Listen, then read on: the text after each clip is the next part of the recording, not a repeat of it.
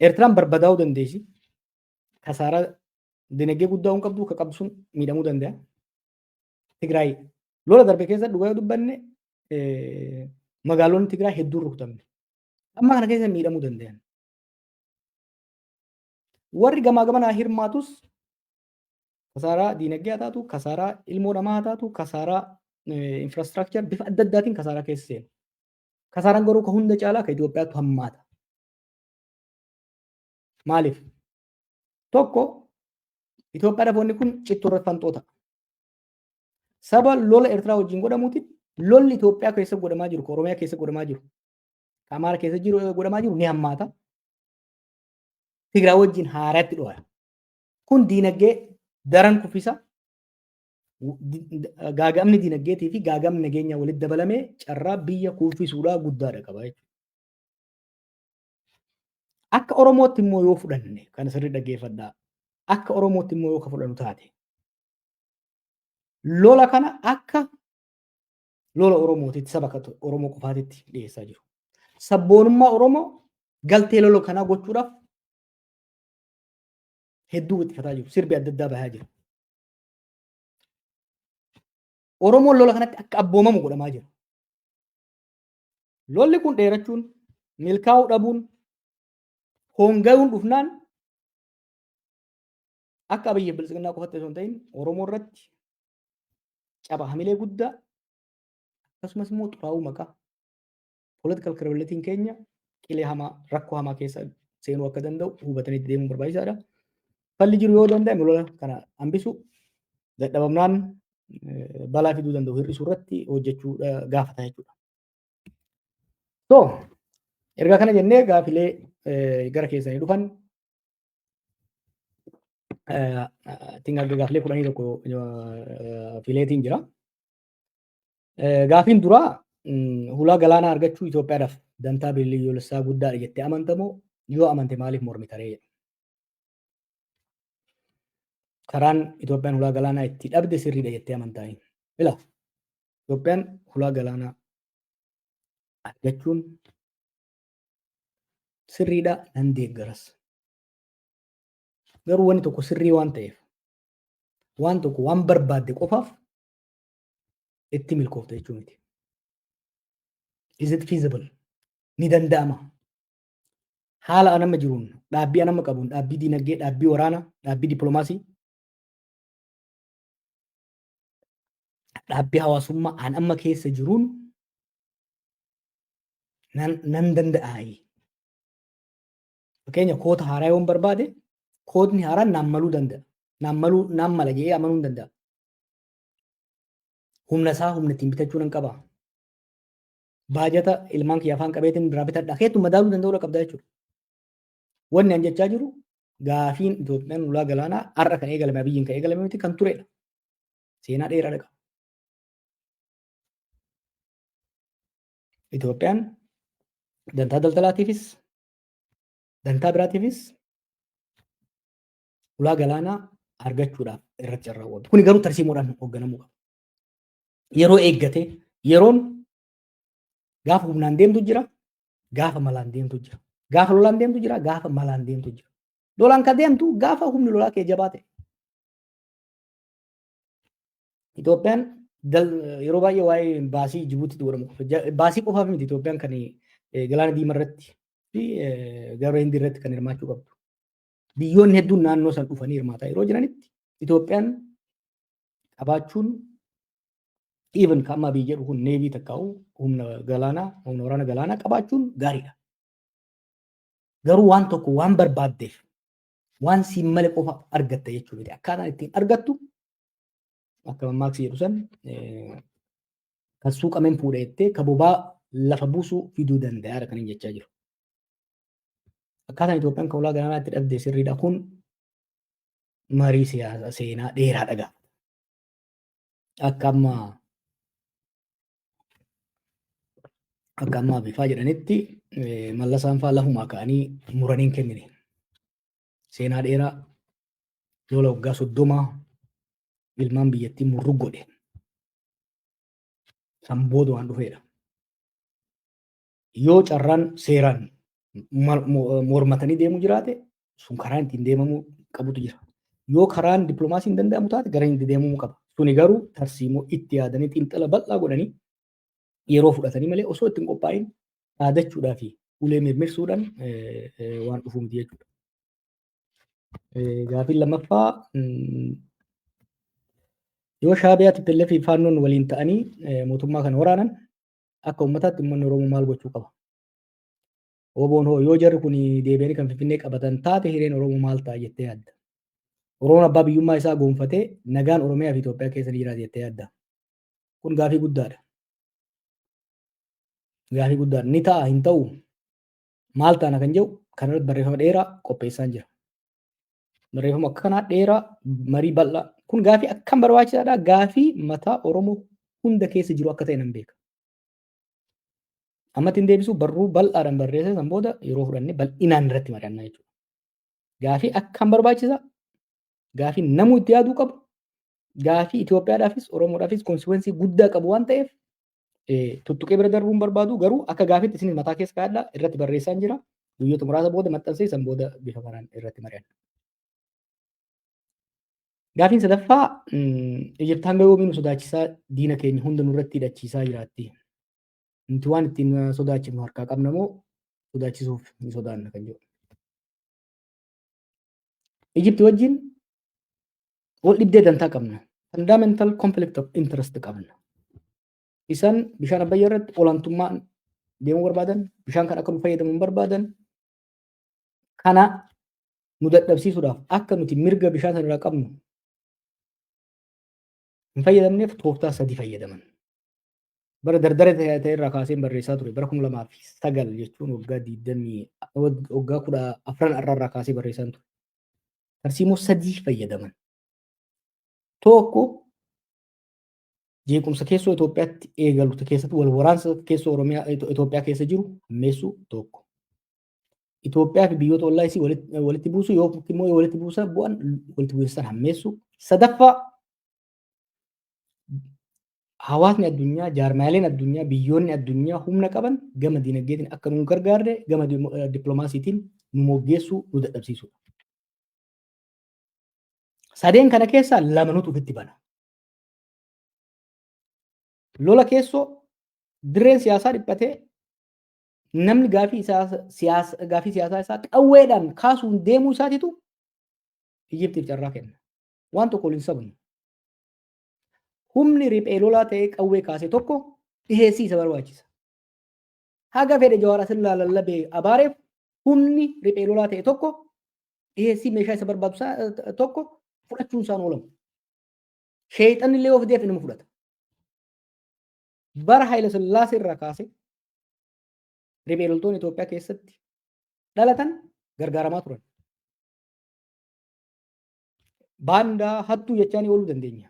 Garuu Finfinnee irraa akka inni hin jiraanne gaafii siyaasaa isaa karaa nagaatiin akka hin geggeeffanne ukkaamsite yoo dhiira taate bosona dhaqiitii naan loli jetteeni gaafa bosona dhaqee qawwee kaasu qawwee mintoof lamaan nan mo'attu jetteeni filaashiin barbaadadha baazuqaan barbaadadha gaafa jee cinaa yoo laalu hoodhu ka je'uu neen jara jechuudha. Kanaaf Itoophiyaan saaxilamummaa Ijiptiif qabdu irra aanuu akka barbaadu taate lola keessoodhaa dhaabuu danda'uu qabdi jechuudha. Lola keessoodhaa dhaabuu Itoophiyaa keessa riphee lolaan akka hin jiraanne kan humnoota gara riphee lolaatti fincilaatti qabsoo hidhannootaan akka fincilan kan godhu zabana Haayila Sillaasees mootummaadha, zabana Dargis mootummaadha, zabana Ihaadeegis mootummaadha, zabana Biltsiginnaa kanas mootummaadha. Kanaaf falli jiru biyya dimokiraatessuu sirna garaagarummaan siyaasaadha. Xarapheezaa gubbaatti xumuramu ijaaruun barbaachisaa ta'a jechuudha. Kana kan nu barbaachisu. Biyya ollaa wajjin biyyoota ollaa wajjin hariiroon nu qabnu hariiroo doorsisuudha, hariiroo moggeessuudha.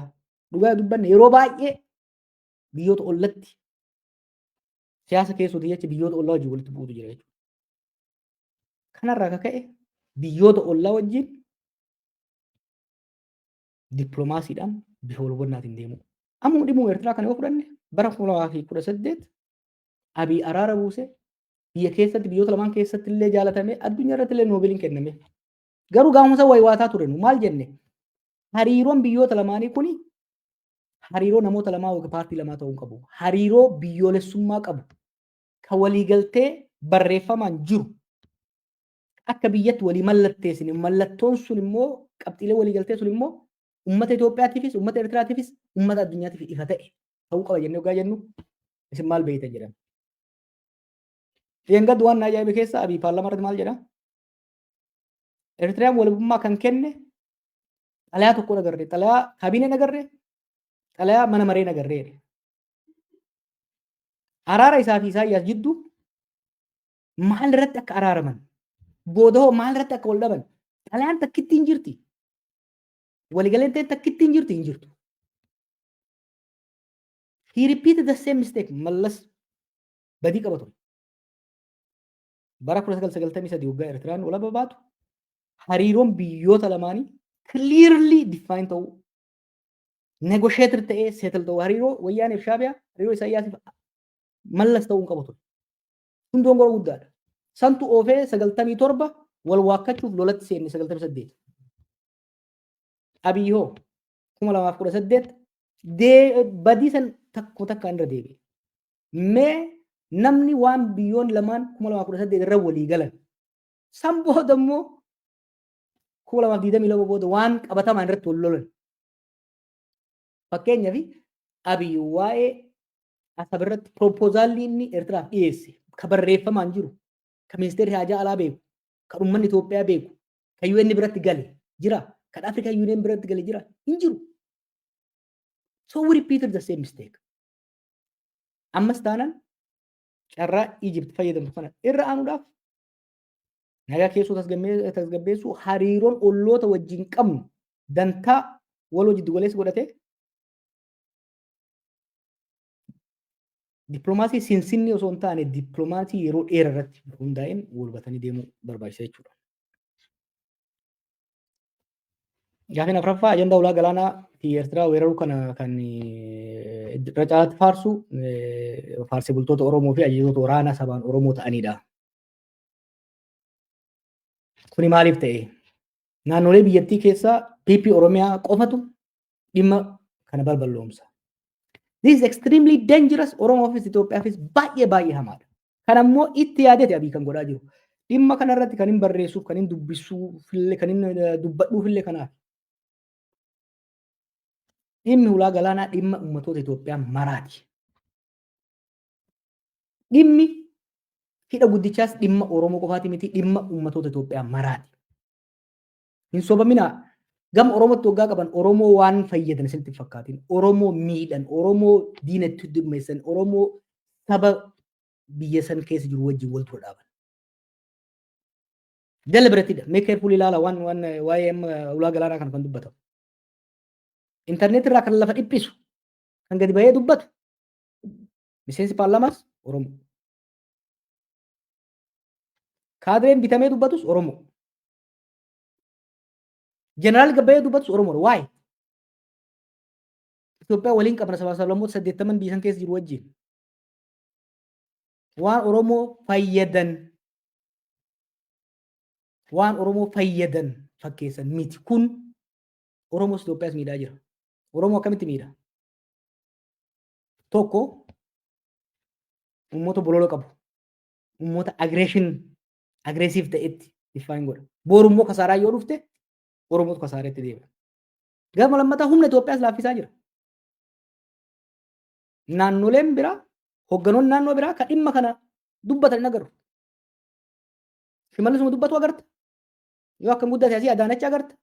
Gadi buutu Aanaa irratti isaan agarta. Bakka biraatti hin agartu. Dhimma Itoophiyaa irratti uummata Itoophiyaa hunda dubbachuu qaba malee sabni tokko qofti dubbachuu hin qabu. TPLF dongora guddaan isiin hojjette keessaa maalinni dhimma Itoophiyaa dhimma saba tokkoo fakkeessuudhaaf haalli ittiin deeman dongora ture jechuudha. Kun gaaffii hedduu barbaachisaadha. Kun waan jijjiiramuu qabu. Waan Oromoon falmuu qabu. Nuti mootummaa Oromooti kan jedhan kun of eeggannoo guddaa gaafa ofirraa dhiibuu barbaada. Dhimma Itoophiyaa, lammiilee Itoophiyaa, sabaa sablammoota Itoophiyaa hunda wajjin kan ilaalamuu qabu. Dhimmi biroo rib keessoon takkaahu raayyaan ittisa biyyaa Itoophiyaa keessoon isaa laafaadha. Kanarratti lola kana seenuun daranuu laaffisaa diigumsaaf saaxiluu danda'a. Kun immoo biyyas warra biraas rakkoo keessa galchaa kan jedhu gaafiin ka'e. Keessattuu immoo kun gaafii hedduu barbaachisaadha. Humnoonni hidhatan kun faakshin takkaahu murna garaagaraa qabu. Balaa guddaa fiduu danda'a. Kanarratti illee barreessaan jira. Bal'ina irratti deemna. Lolli kun deemuun haala Itoophiyaa hammeessaa deemaa kanan jedhuuf tokko kanarraa. Maaliif? Lola keessoo kana hedduu hammeessa. Humnoonni riphee lolaa hin ititiin kun lola dalgaas wal jidduu lola dalgaa gaggeessuudhaaf sirnicha wajjin immoo kallattiidhaan gubbaadhaan gaggeessuudhaaf dhiibbaa guddaa waan godhuuf of eeggannoo guddaadhaan deemuun barbaachisaa ta'a jechuudha. Kabiraa qabxiin shanaffaa ta'e dabaloonni bilxiginaa tokko tokko barreeffamni Jawaar rakkoo tarreessuu malee yaada furmaataaf keessaa hin qabu jedhanii. Gaafa rakkoon saaxilamu furmaanni hoomeerree jedhu wallaala immoo beekaa godhu. Rakkoo beekuun rakkoo xiinxaluun karaa furmaataa keessaa isa guddaadha. Garuu barreeffamoota kee keerfulii yoo kan laaltan taate furmaatallee ni eera.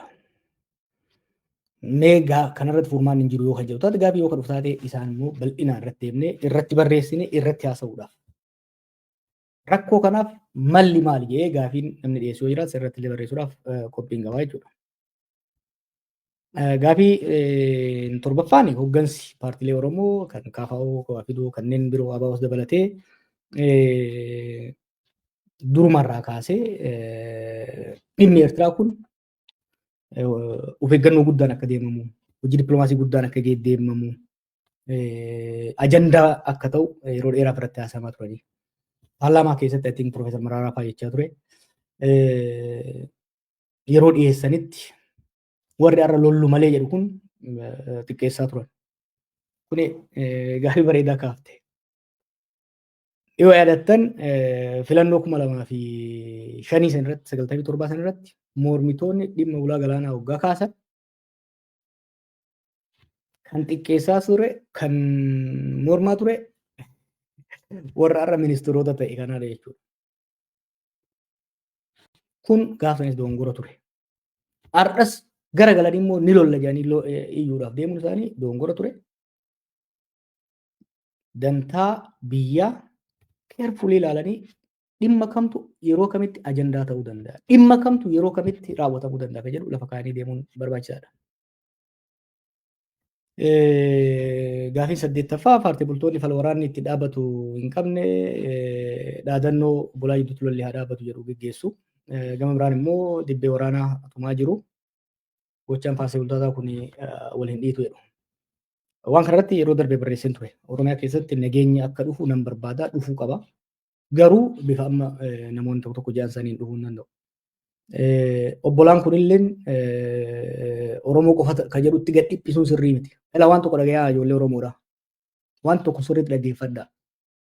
Bakka dur hin jiru. Tokko har'a murna maqaa Oromootiin dhahatutu aangoo irra taa'aa jira. Murni kun biyyoota keessa saboota adda addaatiin wal waraansa keessa jira. Biyyoota ollaachiin walitti gaarreeffataa jira.